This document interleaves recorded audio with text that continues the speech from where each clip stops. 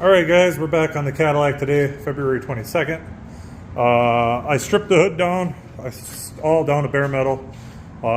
This is epoxy, but you guys can see I got one side not sanded and one side sanded. I still got to sand a little bit more right here. And then I got to sand a little bit more right in here. But I did this whole side with one sheet of 180 grit on this block. Trick when your sandpaper starts clogging.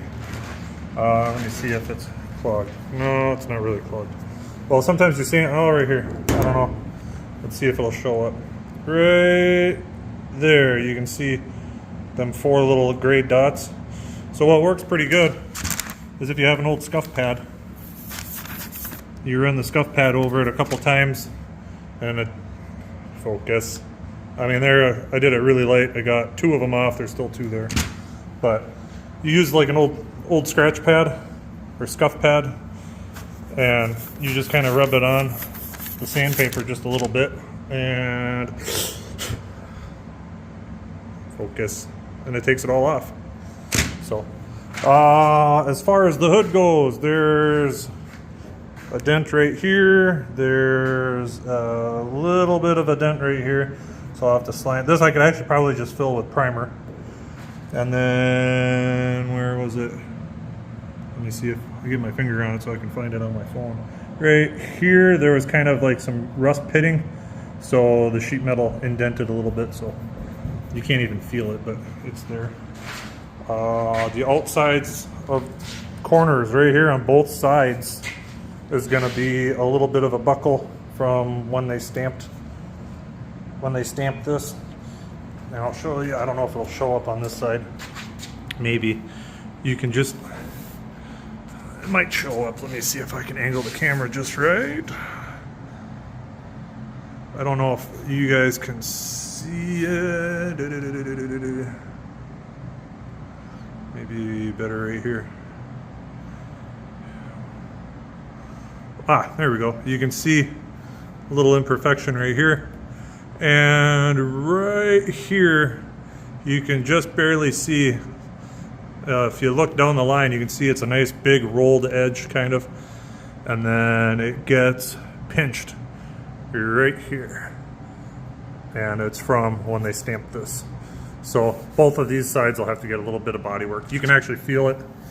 And I don't know, it's factory stamping flaws. It's something where, you know, no one's really going to notice. It would have been fine from the factory like that. I know this side's got a couple pits, and if I remember right, there's a low spot right in here. Now, when you guys are blocking hoods, one of the biggest problems or mistakes I see is people getting aggressive with the sanding block. And what I mean, like, it took me probably an hour just to sand. Oh, I gotta focus and zoom out. What's going on here? No. I mean, it took me like an hour just to sand the middle part of the hood. Because if you see, I don't know if it'll show up, but I mean, you can definitely hear it. This hood has some flex to it. It actually might show up better on this side because it's still shiny, but I mean, you can.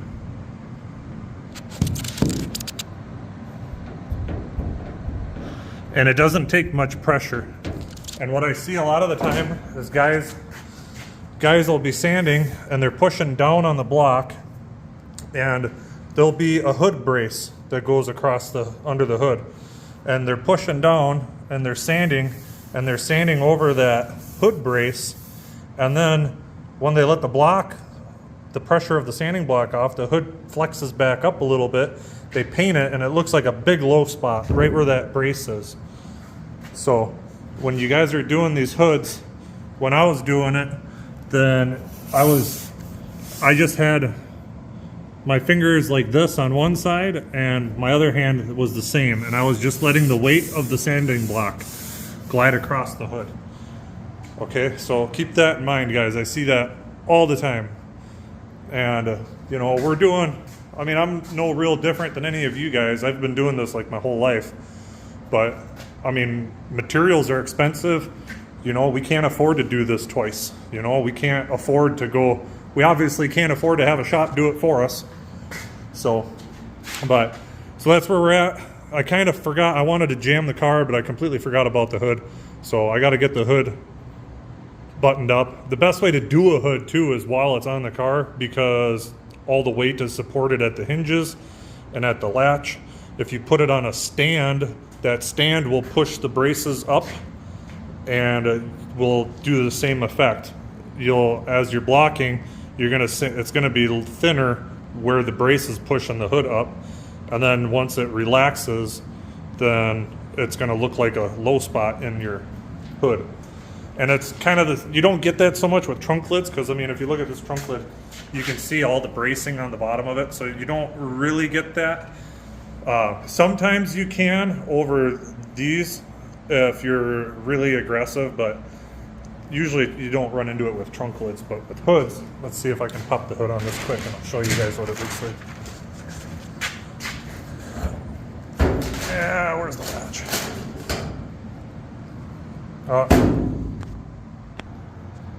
Okay, so here's the bottom of the hood, and you can see this gap. I just had sandblasting sand fall on my face. So you can see the gap, and I mean, that's factory, you know, that's just the way it is. Now, what I've seen guys do, now working at a body shop, we did a roof skin once, and we used, so I'll leave this hood up actually. So imagine this is a roof skin, right? And then these are your roof braces. Well, we used panel bond in the seams. We'd body work the roof, painted it. The customer came back like a week later. We had to tear the skin off because what happened was the panel bond shrinks over time. So it shrunk and it left these creases like where those braces were, and you could see it in the roof. We ended up having to redo the whole roof. After that, what we started using was PL 400, because PL 400 wouldn't shrink, and all it's really doing is just kind of acting as like a wedge, or it's just acting as like an insulator to keep it from rattling.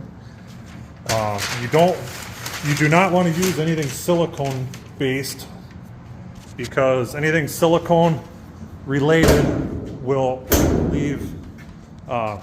give you fish eyes. So I'll get into that more once I start painting. But like there's specific deodorant I wear that doesn't contain silicone. I didn't use any silicone at all in my booth. Anything that I did, I used not polyester. I'm drawing a blank. Polyurethane, like caulking. So, but not silicone. So try, if you're setting up your own little home booth, make sure there's no silicone or anything around it. Make sure you're not wearing deodorant. I painted my buddy's race car once, and we were over there. First coat of sealer, it fisheyed immediately, and I asked them guys if one of them was wearing deodorant, and naturally the dude that waxed and greased the car was wearing deodorant, so we kicked him out of the booth, wiped the whole car back down, and then started spraying, and it was just fine. So, but I don't know, I can get into that more later. The trunk is all done. I think I showed that in the last video. So, yeah, I'm gonna set the phone down. I'm gonna block the other side of the hood, and then I'll show you guys what it looks like. The plan is to get all the body work done and get this primed today. I don't know if it's gonna happen. It's like 6 o'clock. So we'll see. All right, so the hood's all blocked out. We had one little low spot here, one little low spot there, and then these spots just had them factory stamping flaws, so we're just cleaning those up a little bit. Okay, so here's the hood all blocked out. I fixed these couple little spots. I think there's just 4 there and there, so they all feel a lot better.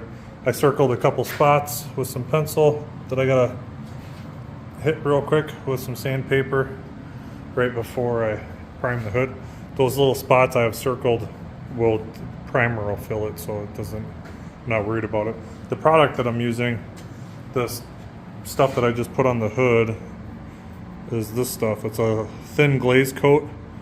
Works really good, it's nice and thin. Perfect for little stuff like this. This, I mean, is probably just a little thicker than like your thumbnail, you know what I mean? You can see it's pretty transparent. So and then yeah, I was gonna prime the hood today. I don't have enough primer and the store's closed, so I'll have to prime it tomorrow. But this is how it's looking today.